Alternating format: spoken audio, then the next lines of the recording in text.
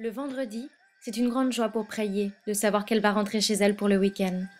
Elle rentre avec une copine sur les chemins de Xiangtrang. À Xiangtrang, la grande maison de bois traditionnelle des grands-parents ne retrouve toute son activité qu'au moment du Nouvel An, quand toute la famille rentre temporairement du Guangdong où ils travaillent depuis plusieurs années. La vie ici n'est pas dure, mais si on veut gagner de l'argent, il faut aller travailler à l'usine, dans le Guangdong, dit le grand-père. Ses parents, son frère et sa sœur lui manquent. Mais Praillé est habitué à vivre ici, avec ses grands-parents et ses petits cousins. De retour à la maison, Praillé apprécie s'asseoir auprès du feu avec ses cousins pour regarder la télévision. À l'heure du repas, le grand-père découpe des morceaux de porc qu'il place sur la grille du barbecue. Du riz glutineux accompagne également quelques légumes. Le petit déjeuner quotidien est le thé à l'huile, du thé noir auquel on ajoute plusieurs cuillères de riz soufflé. Dans la maison, il n'y a pas de salle de bain.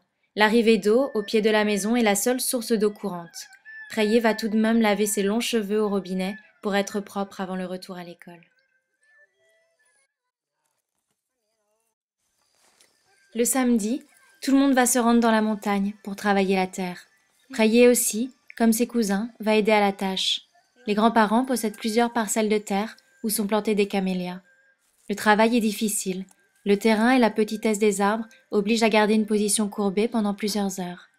Mais c'est aussi un moment de convivialité et de jeu pour les enfants, qui prennent aussi le temps de s'amuser et de se reposer à l'ombre des arbres. Le dimanche est un jour comme les autres.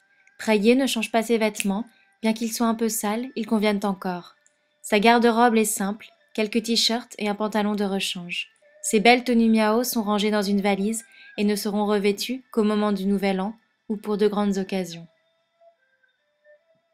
L'après-midi, tout le monde descend avec Preillet au village de Tanienne.